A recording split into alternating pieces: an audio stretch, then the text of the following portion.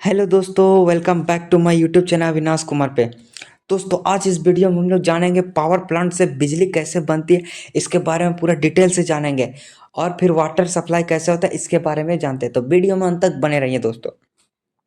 देखिए दोस्तों, सबसे पहले क्या होता है ना, सबसे पहले जो सबसे पहले यह जो पावर प्लांट का 4-5 किलोमीटर का एक लंबा एरिया में फैला रहता है, जिस पर तो 2-3 किलोमीटर तो आपको सिर्फ रेलवे स्टेशन ही बंद मतलब कि रेलवे स्टेशन लाइन भी बैठा रहता है। क्यों?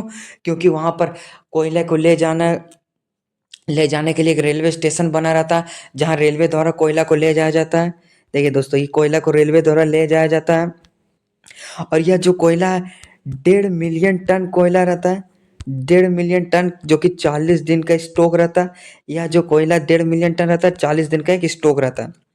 इस कोयले को हम लोग कोलयार्ड में लाते हैं और कोलयार्ड में इस कोयले को गिरा लिया जाता है। जितना कोयला है, इसको यहाँ पर गिरा लिया जाता है। दोस्तों ये देख दोस्तों ये देखिए, इस कोयले को हम लोग कोलयार्ड में पूरा गिरा लिए, लाके यहाँ पर पटक दिए। इसका आकार फिक्स उक्स नहीं है दोस्तों। अभी कोयले को जो हम लोग गिरा लिए, इससे कन्वेयर मशीन है। इस कन्वेयर मशीन द्वारा हम इस कोयले को उठा लेते हैं। इसको कन्वेयर मशीन, ये कि लंबा सा है, दूर दूर के कोयले को उठा लिया जाता है। कोयले को हमने कन्वेयर मशीन द्वारा उठा लिया गया। दोस्तों हमने क्या किया, कोयलियाट फैक्ट्री में सबसे पहले कोयला को लाया, जो 1.5 मिलियन टन था। उस कोयले को गिरा लिया गया। फिर उस कोयले को कन्वेयर द्वारा मशीन द्वारा उठा लिया गया। अब देखिए, अब उस कोयले को हम लोग आगे ले जाना है, तो आगे ले जाने के लिए इस मशीन का उपयोग करते हैं। इस मशीन का नाम है कन्वेयर बेल्ट। इस कन्वेयर बेल्ट द्वारा हम लोग कोयले को यहाँ पर आगे ले जाया जाता है। और इसे और आगे लेना है तो एक और कन्वेयर बेल्ट को जोड़ दिया जाता है, इसे और आगे ले जाया जाता है। अब इस कन्वेयर बेल्ट द्वारा हमने कोयले को आगे तो ले गया, अब इसे फिर क्रशर मशीन में ले जाया जाता है। आगे फिर क्रशर मशीन में ले जाया जाता है, पल्वराइज करने के लिए, जो कि बॉयल मिल बनाने के लिए, अर्थात कि जो बॉयल मीन्स एक प्रकार का पाउडर बनाने के लिए। अब जो पाउडर लगाते हैं ना, एकदम वैसने पतला पतला बनाने के लिए। जो कोयला हमारा रहता है, इसका आकार फिक्स नहीं रहता है। इसे पल्वराइज इसलिए किया जाता है ताकि बॉल मिल बने और पाउडर जैसा बने, ताकि इसे फिर बॉयलर मशीन में ले जाया जाता है। तो सबसे पहले हमने इसे बॉयल मिल बना लिया, पाउडर जैसा बना लिया। अब इसे बॉयलर मशीन में ले जाया जाता है। चलिए दोस्तों, अब इसे बॉयलर मशीन में ले जाते हैं। दोस्तों, हमने जो बॉयल मशीन तो लाया, अभी बॉयलर मशीन में ले गए। यह जो अब मशीन जो बॉयलर मशीन है, इस पर जो आग लगा रहता है, इस पर जो इधर इधर किनारे किनारे आग लगा रहता है, समझा? इसे कहा जाता है एयर हीटेड, जो कि एक फ्लू गैस है। एयर हीटेड जिसे फ्लू गैस कहा जाता है। फ्लू गैस एयर हीटेड रहता है, जिसे फ्लू गैस कहा जाता है। और इस अब जो कोयला के धुलकण थे और जो भारी धुलकण है, वो नीचे चले गए, जिसे बॉटम ऐश कहा जाता है। जो भारी धुलकण है वह नीचे चले गए, जिसे बॉटम ऐश कहा गया। और जो हल्के कण है, अब बोलिएगा हल्के कण कहाँ गए? अभी हल्के कण जो ऊपर चले गए, फ्लाई ऐश द्वारा, फ्लाई ऐश कहा गया। जो ऊपर चले गए हल्के कण, उसे फ्लाई ऐश कहा गया। अब देखिए दोस्तों, ये जो बॉटम ऐश में चले गए कोयला, ये तो कोई काम नहीं, लेकिन इस कोयले को अब इसका भी कोई यूज होता है।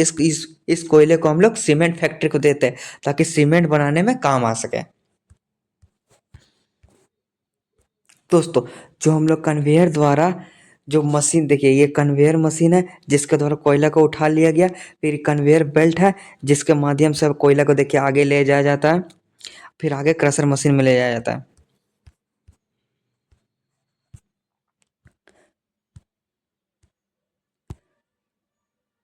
दोस्तों, आपको हमने बताया कि जो बॉयलर मशीन है, इस पर देखिए आग तो लग रहा है, इस पर आग लगा।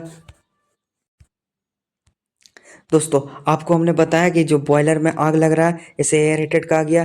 जो भारी कण नीचे चला गया, बॉटम है, इसे सीमेंट फैक्ट्री को दे दिया गया। और हल्के कण ऊपर चले, फ्लाई ऐश कहा गया। और ये आग लग रहा है, इसे फ्लू गैस कहा गया। अब देखिए, जो ऊपर में हल्के कण थे, वो ऊपर चला गया और यहाँ पर एक इलेक्ट्रोस्टैटिक पैसिफिकेटर लगा गया। इलेक्ट्रोस्टैटिक पेसिफिकेटर जो कि अपने आप में एक नेगेटिव चार्ज होता है, जो हानिकारक जो धूलकण है इसको अपने पास रख लेता है, और और जो नुकसानदायक धूल नहीं है इसे ऊपर स्टेक के द्वारा ऊपर छोड़ दिया जाता है। ऊपर जो धुआं निकलता है ना, वो नस हानिकारक नहीं रहता है। अगर हानिकारक निकल गया तो सीधा आपके नाक द्वारा फेफड़े में चला जाएगा और आपको नुकसान कर जाएगा। या जो पेसिफिकेटर द्वारा नेगेटिव चार्ज आता है, जो भारी धूल हानिकारक धूलकण को अपने पास ले जाता है। अब इस बॉयलर में पानी कहाँ से आता है? इस बॉयलर में पानी को यहाँ पर ले जाया जाता है इकोनोमाइज़र। यहाँ पर जो पानी है इसे इकोनोमाइज़र कहा जाता है। इकोनोमाइज़र द्वारा यहाँ पर पानी पर पाइप के द्वारा, छोटे छोटे पाइप के द्वारा पानी को ले जाया जाता है, ताकि जो एयर हीटेड है, जो आग लग रहा है, ये पूरा हीट ना रहे, और इसे पानी द्वारा इसे मेंटेन रखा जाए, बराबर इसे पानी दिया जाए ताकि पूरा गर्म ना हो सके। दोस्तों, अभी तक जो कोयला से, अब इस कोयले को जलाकर हम लोग क्या बनाएंगे? स्टीम बनाएंगे। क्या बनाएंगे? स्टीम। एक तरह का भाप, गर्म हवा का भाप, एक स्टीम बना, भाप बनाना बना। इस बॉयलर का काम था भाप बनाना, स्टीम बनाना। अभी तक हमने जितना भी प्रोसेस किया, यह किस लिए किया? ताकि स्टीम बने। और स्टीम किस लिए बने, इसके बारे में बात करते हैं दोस्तों। दोस्तों, अभी तक हमने जो बॉयलर को स्टीम बनाया किस लिए कहा? ताकि इस टरबाइन को नचाए। टरबाइन को नचाने के लिए हमने स्टीम बनाया। इस टरबाइन में ऊपर हाई प्रेशर टरबाइन रहता है, फिर उसके बाद इंटरमीडिएट टरबाइन, फिर आता है लो प्रेशर टरबाइन। सबसे पहले ये पूरा गर्म रहता है, जो कि बड़ा रहता है। उसके बाद फिर उससे थोड़ा ठंडा होता है, फिर जाके ठंडा होता है।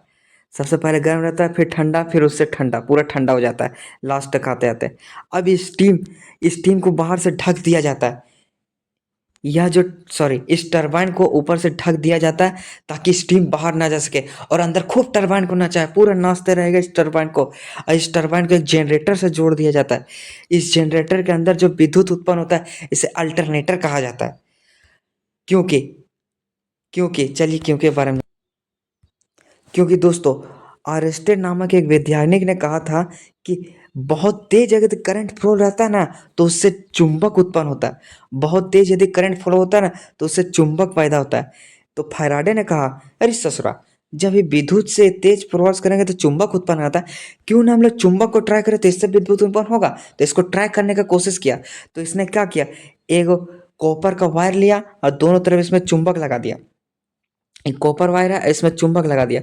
तो इस पर इसको नचा रहा था। तो क्या बोलते, इस वायर को, इस चुंबक को, यह जो चुंबक है, ये वायर है, ये दोनों चुंबक से इस पर विद्युत उत्पन्न करने का कोशिश किया, लेकिन यह नहीं हुआ। बाद में फिर इसने क्या किया, यह जो वायर है, कॉपर का वायर, जो कंडक्टर, इसको काटा, एकदम घुमाना स्टार्ट किया, इसे घुमाया, तो पता चला करंट उत्पन्न हो गया। अर्थात कहा जाता है कि जब दो चुंबक की रेखाएं पर कोई कंडक्टर या कॉपर का वायर काटेगा, जब दो चुंबक की रेखाओं को कंडक्टर या कॉपर का वायर काटेगा, तो उस पर विद्युत उत्पन्न होगा। तो इस विद्युत उत्पन्न को ही जनरेटर कहा गया। इसी जनरेटर के अंदर ही जोड़ दिया गया। इस जनरेटर के अंदर जो विद्युत उत्पन्न होता है अल्टरनेटर कहा गया। अब देखिए दोस्तों, हमने तो सबसे पहले स्टीम तो बना लिया, स्टीम बनाया टरबाइन को नचाने के लिए, टरबाइन तो नाच दिया। अभी टरबाइन कितना बड़ा होता है, या आपके घर घर है ना, उतना बड़ा टरबाइन रहता है। अब उतना बड़ा टरबाइन को आप कैसे नचाइएगा? अब इस पर जो स्टीम तो बन गया, स्टीम को हम लोग जनरेटर से जोड़ दिए। अब जनरेटर से हमारा विद्युत उत्पन्न हो गया। अब इस विद्युत को हम लोग ट्रांसफार्मर को देते हैं। अब उस कौन से ट्रांसफार्मर को देते हैं? देखिए दोस्तों, जहाँ पर आप रहते हैं, जहाँ पर पावर प्लांट बिजली बनता है ना, वहाँ के ट्रांसफार्मर को नहीं दिया जाता है।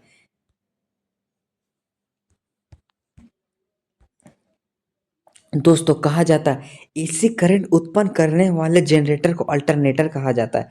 एसी करंट उत्पन्न करने वाले जनरेटर को अल्टरनेटर कहा जाता है। दोस्तों, थोड़ा सा इसके बारे में जानते हैं। देखिए, जो स्टीम बना रहता है, स्टीम जो है, उसका जो टेम्परेचर है 540 से 1000 डिग्री सेल्सियस तक रहता है। स्टीम जो हम लोग जो बॉयलर से स्टीम बनाए, उसका सेल्सियस 540 से 1000 डिग्री सेल्सियस तक रहता है। अब जो टरबाइन होता है, वो 250 kg एक ब्लेड पर एक ब्लेड पर 250 केजी का जोर डालता है, अर्थात कि एक ब्लेड पर 250 केजी के वार से जोर डालता है, टरबाइन को नचाता है, 250 केजी के जोर से टरबाइन को नचाया जाता है। अब वो अल्टरनेटर है, जो अल्टरनेटर है वो 3000 आरपीएम का होता है। जो हमारा अल्टरनेटर है, एसी करंट उत्पन्न करने वाले वाले करंट को हम लोग अल्टरनेटर कहते हैं, जो 3000 आरपीएम का होता है। जनरेट अब ये अल्टरनेटर तो हो गया दोस्तों, 3000 आरपीएम का लगता है।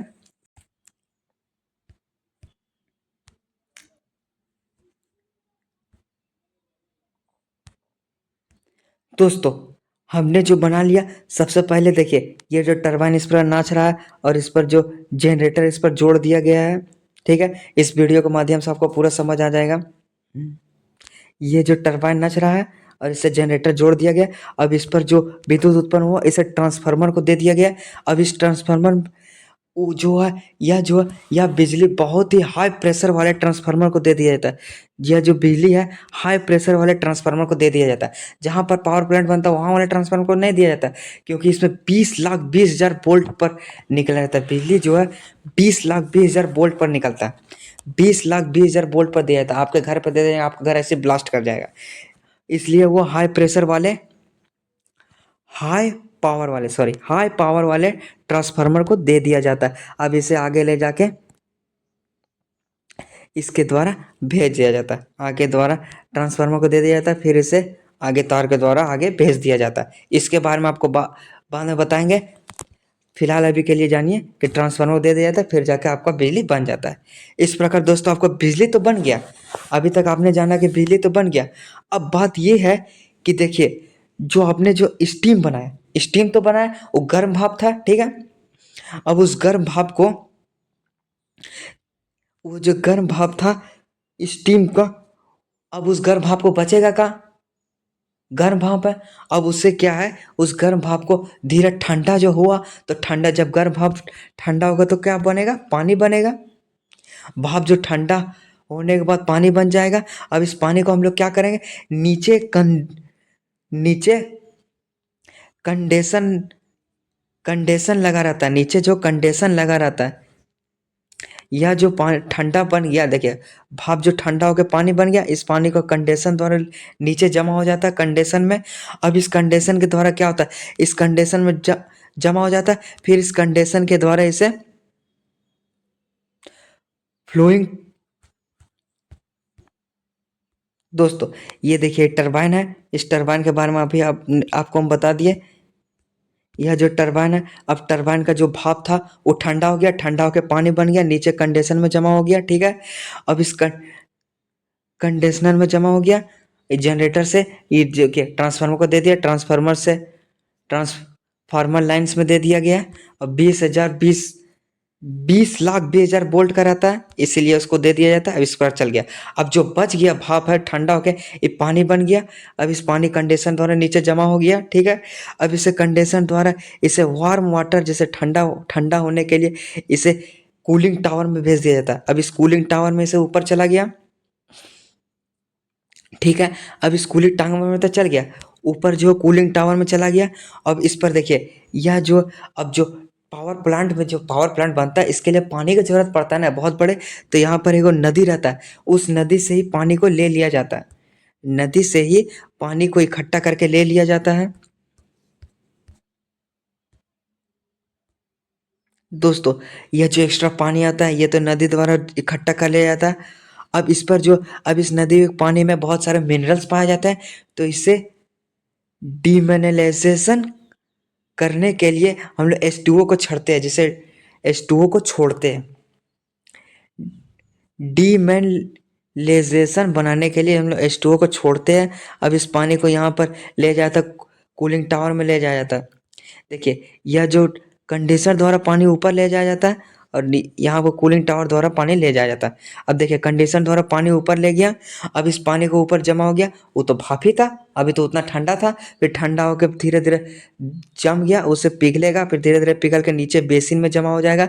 और उस पर जो हवा जाएगा वो नीचे द्वारा कूलिंग टावर में नीचे जो छेद बना रहता है, ये जो है इसके द्वारा जो है ठंडी हवा ऊपर जाएगा, जिससे कि पानी पूरा ठंडा हो जाएगा, नीचे बेसिन में जमा हो जाएगा।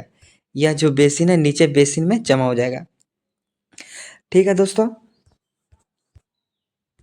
दोस्तों हमने अभी तक क्या देखा, हमने इस प्रकार दिया कंडेंसर द्वारा जो पानी ऊपर चला गया कूलिंग टावर में, और फिर जो नीचे जो नदी द्वारा पानी ले जाता है जिसे डीमिनरलाइज करके H2O छोड़ते हैं, जिसके कारण यहाँ पर कूलिंग टावर में पानी आ जाता है ताकि मिनरल्स लगा रहता है, नदी का पानी में मिनरल्स वैसा ही रहता है, H2O को छोड़ते हैं और फिर यहाँ पर चल जाता है, ऊपर से ले जाया जाता है। अब ये जो ठंडा पानी है जमा होकर जो जमा जमा रहता है, फिर वो तो पिघल पिघल कर नीचे जो ठंडी हवा जाता है, इसके कारण पिघल कर नीचे बेसिन में जमा हो जाता है। नीचे बेसिन में आपको पानी जमा हो जाता है। अब देखिए दोस्तों, यह जो धुआं जैसा निकल रहा है, यह जो धुआं जैसा निकल रहा है आपको पूरा बढ़िया से दिखाते हैं। दोस्तों यह जो धुआं जैसा निकल रहा है, ये ये धुआं नहीं है, ये है दोस्तों, ये जो है, ये जो हमारा जो कंडेंसर द्वारा पानी आता है वो पूरा नहीं बन पाता ना, तो वही धुआं के द्वारा पूरा पानी 100% पानी नहीं बन जाता, जो बच जाता है वो धुआं के माध्यम से निकल जाता है। यह जो धुआं के माध्यम से पानी निकल जाता है, ठीक है। अब बेसिन में तो जमा हो गया, कूलिंग टावर से पानी तो ऊपर ले गया, अब इस बेसिन में जमा हो गया। अब इस बेसिन से ही पानी को फिर कंडीशन में ले जाया जाता है। कंडीशन देखिए, ये जो कंडीशन था वो जो टरबाइन का पानी नीचे कंडीशन में चल गया, ठंडा होने के लिए कूलिंग टावर में गया। अब जो बेसिन के द्वारा जो पानी आ रहा था, नदी के द्वारा जो पानी ले जाए थे, ठीक है, अब उस पर बेसिन में जमा हो गया। यहाँ के द्वारा जो पानी ले जाता, इसे जाके जो बॉयलर मशीन पे जो इकोनोमाइजर जो पाइप के द्वारा पानी ले जाया जाता था ना, वो इसी माध्यम यहाँ से ले जाया जाता था। अब बात ये है कि ये जो हमारा टरबाइन है और ये कंडीशन है, यहीं से द्वारा सटा के क्यों ले जाया जाता दोनों पानी।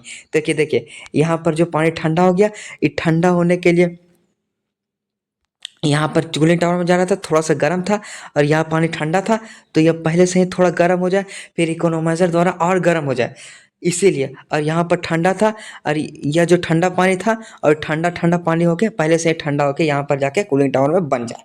इस प्रकार आपका पावर प्लांट का रिसाइकल भी पानी का वाटर साइकिल होता है, ये कंडीशन द्वारा बन जाता है। दोस्तों अभी इस प्रकार आपका जो है खत्म हो गया। चलिए एक शॉर्ट माध्यम से इसको जानते हैं, शॉर्ट माध्यम से एक बार फिर से जानते हैं। सबसे पहले क्या हुआ, हमने कोलिया पावर प्लांट का 4-5 किलोमीटर का एरिया फैला था, जिसमें कोलियार्ड द्वारा ट्रेन के द्वारा कोयला को लाया जाता था, कोयले को नीचे गिरा लिया जाता था, फिर कन्वेयर मशीन था जिसके द्वारा कोयले को उठा लिया जाता था, फिर कन्वेयर बेल्ट के द्वारा इसे आगे ले जाया जाता था, फिर जो क्रशर मशीन में बॉयल बनाने के लिए पाउडर बनाने के लिए ले जाता था, फिर उस पर जो कोयला को बन गया, फिर इसे बॉयलर मशीन में ले गया, फिर बॉयलर मशीन में एयर हीटर चल रहा था, जिस पर जो भारी धूल कण नीचे चले गए और जो हल्के कण ऊपर चले गए, ऊपर चले गए हल्के कण को उसे फ्लाई ऐश कहा गया, और नीचे चले गए उसे बॉटम ऐश कहा गया। अब बॉटम ऐश द्वारा जो धूल कण बच गए कोयले वाला, उसे सीमेंट फैक्ट्री को दे दिया जाता है, और ऊपर जो फ्लाई ऐश द्वारा जो हानिकारक जो गैसें थे उसे इलेक्ट्रोस्टैटिक प्रेसिपिटेटर द्वारा हानि एक नेगेटिव चार्ज होता है जिसको हानिकारक गैसें को निकाल लेता है, और स्टेक के द्वारा ऊपर भेज दिया जाता है जो बच गया था। अब क्या होता है ना, ये भाप गर्म होकर स्टीम बन गया। अब स्टीम को हम लोग टरबाइन में ले जाते हैं, टरबाइन इस प्रकार नसता है, पहले हाई प्रेशर लगता है, फिर इंटरमीडिएट, फिर लो प्रेशर लगता है, फिर लो प्रेशर लगने के बाद ठंडा हो जाता है पूरा, फिर इसे एक जनरेटर द्वारा जोड़ दिया जाता है। अब इसे स्टीम इसलिए बनाया जाता है ताकि टरबाइन को नचाए, बाहर से ढक दिया जाता है ताकि जो टरबाइन इसमें नाचे, ताकि स्टीम बाहर ना सके, टरबाइन को फूल नहीं जाए। फिर जनरेटर से इसे जोड़ दिया, जनरेटर के अंदर अल्टरनेटर आता है, इसे करंट उत्पन्न वाले करंट को अल्टरनेटर कहा जाता है। इसमें बताया गया कि जब दो चुंबक के बीच कोई कॉपर का वायर या कंडक्टर प्लस काटेगा तो उस पर विद्युत उत्पन्न होगा। अब विद्युत उत्पन्न हो गया, इस पर 20 लाख 20 हजार वोल्ट का रहता है जो कि ट्रांसफार्मर को दे दिया जाता है, फिर ट्रांसफार्मर लाइन द्वारा इसमें हर एक को भेज दिया जाता है। इस प्रकार आपका करंट उत्पन्न हो गया। अब जो इस पर वाटर साइकिल क्या हुआ कि अब जो टरबाइन का जो भाप था वो तो ठंडा हो गया, ठंडा होकर नीचे पानी बन गया, कंडीशन में जमा हो गया, एक कंडीशनर द्वारा कूलिंग टावर में चला गया। अब इस कूलिंग टावर में क्या हुआ, कूलिंग टावर में सबसे पहले ऊपर चला गया, वह धीरे धीरे धीरे ठंडा होकर नीचे चल रहा है, और नीचे जो छेद बना रहता है उससे ठंडी हवा जाता है, और फिर यहाँ पर जो नदी द्वारा पानी को इकट्ठा कर लिया जाता है, और इस पर खूब सारा मिनरल्स रहता है। तो मिनरल्स पानी से पावर प्लांट में नहीं बनेगा स्टीम, इसके लिए क्या होता है, डीमिनराइजेशन कहा जाता है, जो कि H2O को इसमें छोड़ा जाता है। अब इस पर जाकर कूलिंग टावर में पानी चला जाता है। अब इस पर जाकर नीचे बेसिन में जमा हो गया। अब इस बेसिन के द्वारा पानी को फिर कंडीशन द्वारा नीचे से ले जाया जाता है और ऊपर इसलिए नीचे से ले जाया जाता है ताकि देखिए ये जो ठंडा पानी था और गर्म होने के लिए पहले से ही गर्म होकर ऊपर चला जाए बॉयलर में इकोनोमाइजर द्वारा। इकोनोमाइजर जो बॉयलर के बाहर है, तो इकोनोमाइजर जो पहले से ही यहाँ नीचे गर्म रहता है ताकि पहले से ही गर्म होकर ऊपर पाइप के द्वारा पानी चल जाए। और ये ठंडा था ताकि इसमें ठंडा पानी पहले से ही ठंडा होकर कूलिंग टावर में चला जाए। इस प्रकार आपका जो है वाटर साइकिल भी हो गया और विद्युत विद्युत जनरेट भी हो गया। इस प्रकार आपका पावर प्लांट से बिजली बन जाता है। दोस्तों वीडियो अच्छा लगे तो लाइक कीजिएगा और चैनल में नए हैं तो सब्सक्राइब कीजिए। और दोस्तों और ऐसे ही वीडियो के लिए चैनल को सब्सक्राइब कर लीजिए। एक बार फिर से देख लीजिए दोस्तों कि किस प्रकार चल रहा है। धन्यवाद।